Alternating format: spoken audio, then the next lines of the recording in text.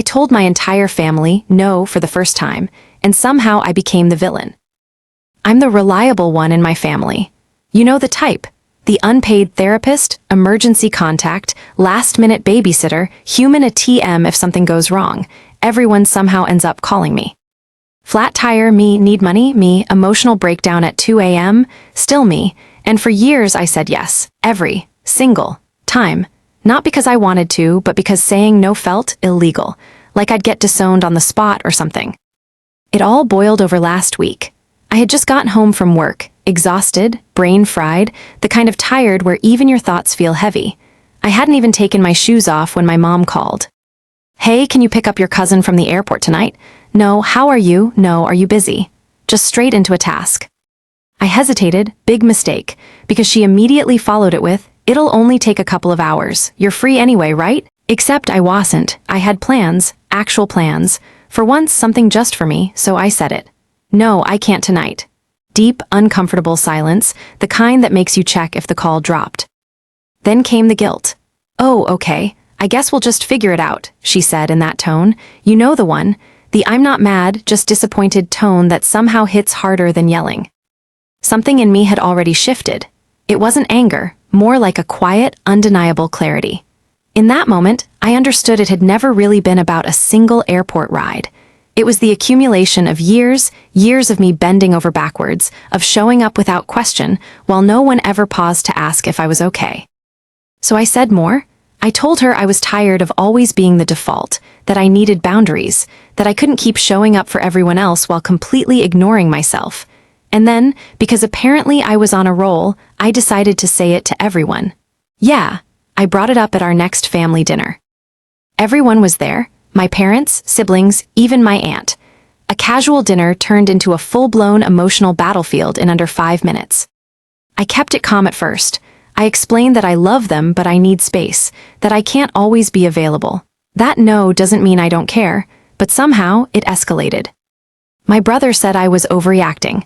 My aunt said family shouldn't need boundaries. And my mom, she just looked at me like I'd betrayed her, like choosing myself was some kind of personal attack. And that's when things got worse.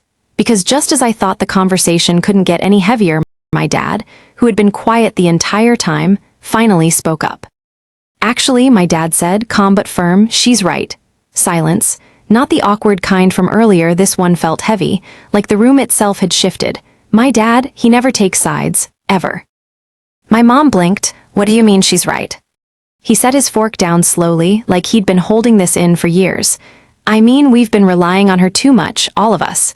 You could have heard a pin drop. My brother scoffed. It's not like we're forcing her. No, Dad said, looking him dead in the eye. We didn't have to. That hit harder than yelling, because he wasn't wrong. No one ever forced me. I volunteered. I stepped in. I filled every gap before anyone had to ask, but that didn't make it okay. Mom shook her head, already getting emotional again. So now I'm a bad mother because I ask my child for help. That's not what I'm saying, I said quickly. I'm just, space, my aunt cut in, almost offended by the word itself, from your own family. And there it was, boundaries twisted into betrayal. I'm not asking for space from you, I said, voice steady. I'm asking for space for me. That should have made sense. It didn't. Brother leaned back, arms crossed. So what, you're done helping us? No, I said, I'm just not dropping everything every time. Sounds the same, he muttered. I felt that familiar pull, the urge to backtrack, to soften, to apologize. I almost did. But then I remembered last month, fever, chills, couldn't get out of bed, sick, and I still drove across the city to help Aunt with paperwork. No one told me to, and when I got there. Good thing you're dependable, she said. Not are you okay, not you look sick, just good thing you showed up. That memory hit like a brick, and suddenly I didn't feel guilty anymore. I felt exhausted. I love you guys, I said quietly, but I'm exhausted. The word hung. For a moment no one spoke. Then Dad nodded. I believe her. And I almost broke. Out of everything that night, that was the first time I felt seen. But it didn't end there. It never does. Mom wiped her eyes. So, we just stop asking for help. No, I said. You can ask, just don't expect yes every time. That felt fair, at least to me. Dinner ended awkwardly. No hugs, no emotional closure, just quiet plates and early departures. The next day, nothing, no calls, no messages. At first, it felt peaceful, then uncomfortable, terrifying. 3 days passed. Silence stretched long, then Mom called. Her voice was softer, careful. Are you busy? I almost cried, because she'd never asked me that before. Not really, I said. Okay, she said. I just wanted to talk, if that's okay. If that's okay, that was new.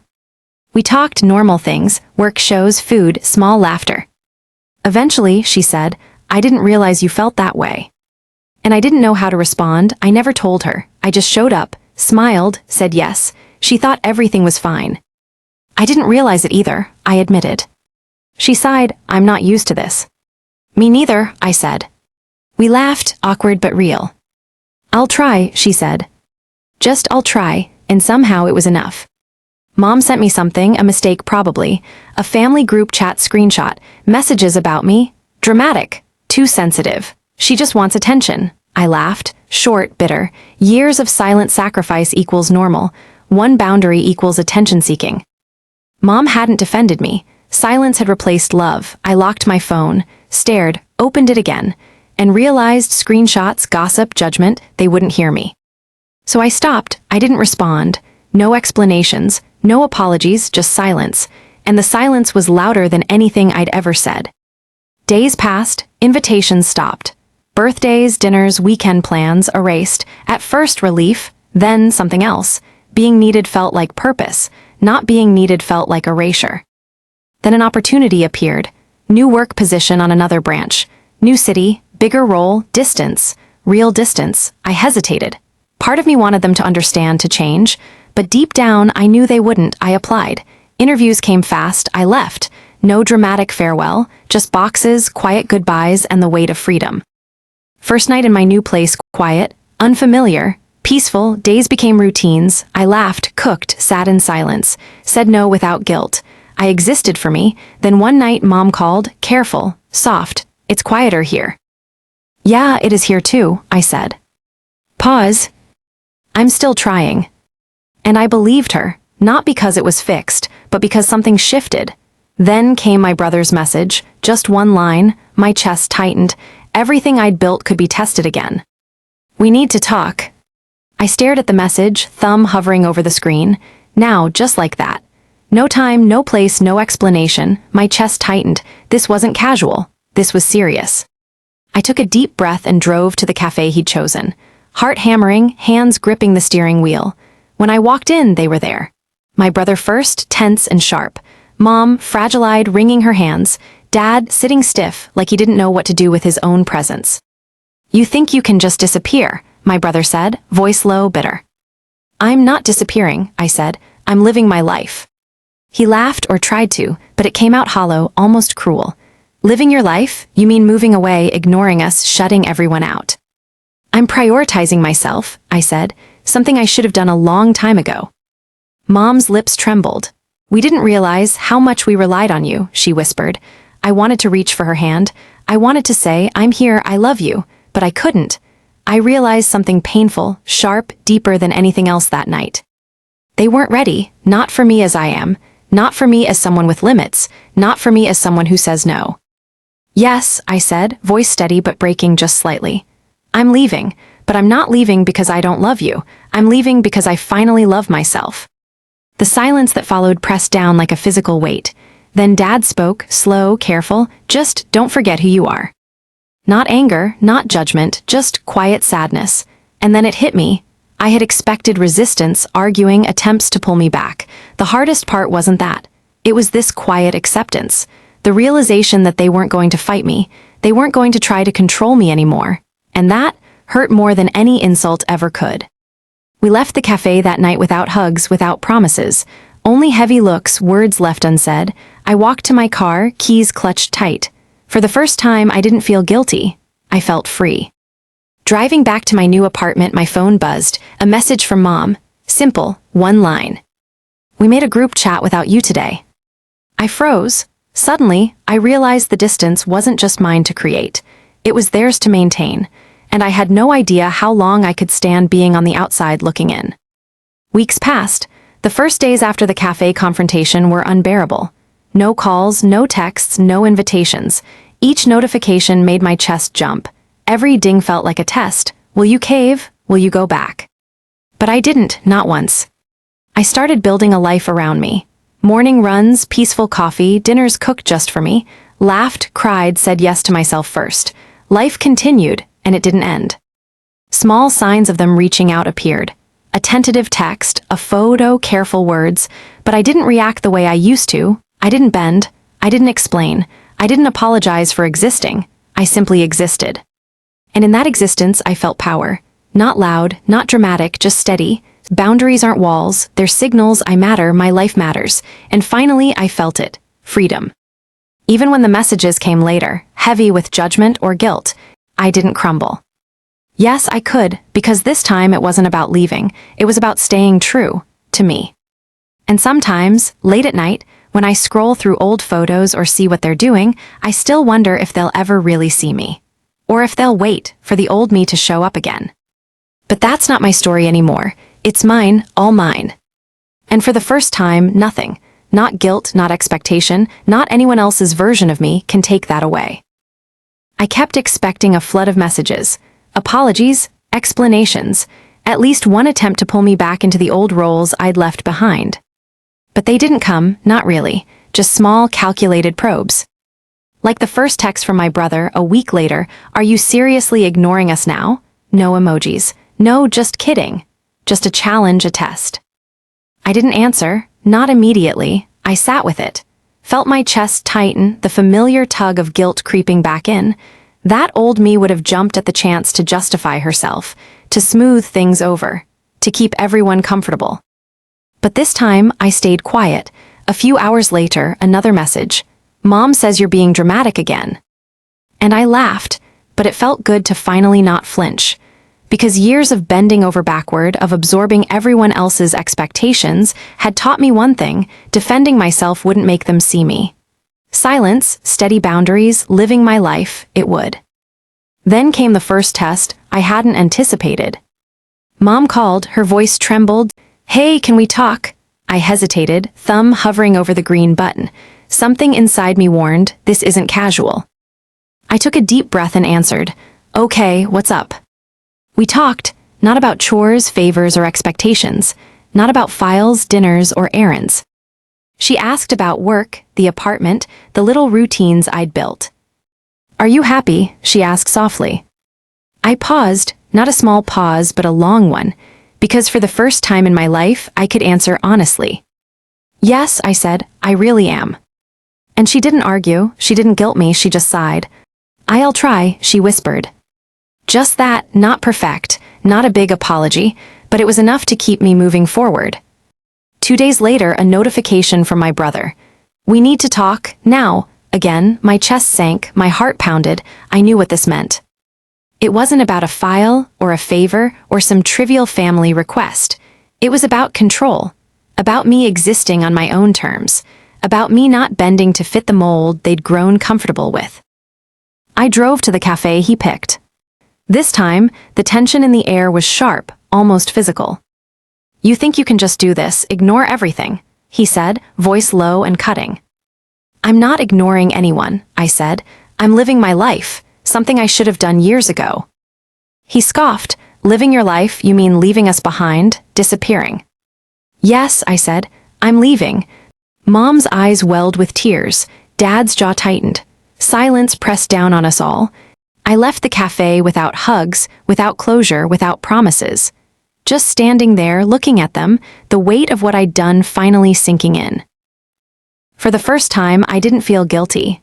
I felt free, but freedom came with its own heaviness, because freedom also means choosing yourself, and that choice can terrify the people around you. Because the next message from my brother would prove just how far they were willing to test me, and how far I was willing to go to protect my own life. "You can't just leave." The words felt like a hand gripping my chest, squeezing, but instead of panic, something else rose inside me: clarity. I hadn't left them behind. I had left behind the version of myself that existed only to meet their expectations, and that version was gone. I didn't reply, not yet. Instead, I took a deep breath and locked my phone. I walked through my apartment, touching the walls I'd painted myself, stepping around the boxes I'd unpacked alone, breathing in the quiet I'd earned. This was my space, my time, my life, and for once it was mine. The next day, his texts didn't stop. "You think this is freedom, you think you can ignore us forever. Mom's crying, Dad doesn't know what to do, we need you. We're falling apart without you." Every message was designed to pull me back, to make me doubt, to remind me of all the years I'd spent bending for them, but this time, I didn't falter. I typed one sentence, my fingers trembling just enough to feel alive. "I'm not falling back, I'm not yours to fix anymore." Sent. For the first time in years, the weight lifted. Not completely, of course. Nothing untangling years of habits and expectations could ever be instantaneous, but enough to breathe. Enough to know I had chosen me. Days passed. Calls were careful, tentative. Texts measured, polite. My family was testing boundaries I had finally drawn and refused to cross back over. And yet the pull remained. A small, nagging ache. I missed the familiarity, the chaos, the role I had always been expected to play. But that old me, the me that said yes even when it hurt, was gone. I had learned something crucial. Freedom doesn't come from running. It comes from standing firm, from saying no without shame, from choosing yourself even when it terrifies the people you love most. I worked, I cooked, I slept. I started painting again, something I had abandoned for years because there was always someone else to care for first. And in those quiet hours, I discovered pieces of me I'd buried under obligation and guilt. Then one night my phone buzzed, my mom, "We miss you." I stared at the screen, my chest tightened. Relief, sadness, guilt, pride, a mix of everything. I typed and deleted again. I didn't reply, not yet, because boundaries aren't just rules, they're signals, and signals aren't always received the way you hope. I sat back, looking out the window at the city lights, realizing something. I had finally found myself. But the question now wasn't whether I could stand on my own. It was whether the people I loved, or thought I loved, could ever see me clearly without the filter of expectation. And I wasn't sure they could. Because sometimes, the hardest part about freedom isn't earning it, it's keeping it. And as I watched the skyline shimmer in the quiet night, my phone buzzed again. One new message, one unknown number. I stared at the message. One line, one unknown number. My fingers hovered over the screen, my heart raced. "We need to talk. It's about all of this, about you leaving, about everything." I felt the familiar pull, the one that always made me cave. The one that used to make me apologize, explain, fix, save everyone else first. But I didn't. Not this time. I took a deep breath, closed my eyes, and remembered every single moment that led me here, the dinners where I was invisible, the requests I dropped everything for, the screenshots, the silence. This wasn't guilt, this wasn't fear, this was clarity. I typed, "I've already chosen, I chose me, that's not up for discussion." I sent it. And just like that, the knot in my chest loosened. I didn't feel scared, I didn't feel selfish. I felt free. For the first time, I wasn't reacting to anyone else. I wasn't bending for approval, performing for love, sacrificing my peace. I was acting for myself, only myself. The city outside my window felt bigger somehow. Brighter, as if all the little weights I'd carried my entire life, every expectation, every unspoken obligation, every you should, had been lifted. I poured myself a cup of coffee, sat down at the small desk I'd claimed as mine, and opened my sketchbook. My hands moved without hesitation. Lines, colors, shapes, I created for me and only me. I realized something I hadn't truly felt in years. I didn't need their validation. I didn't need their understanding. I didn't need them to notice me, include me, or even agree with me. I just needed me. That was enough. I sat back, looking at my work, the hum of the city in the background, the quiet of my apartment wrapping around me like a warm blanket. I smiled, soft, genuine, and unguarded. Because choosing myself didn't mean I stopped loving them. It meant I finally loved myself enough to not lose who I am in the process. I knew something that no text, no conversation, no expectation could ever take away. I am enough. I am mine. I am free. And finally, Nothing, no guilt, no obligation, no one else's version of me can take that away.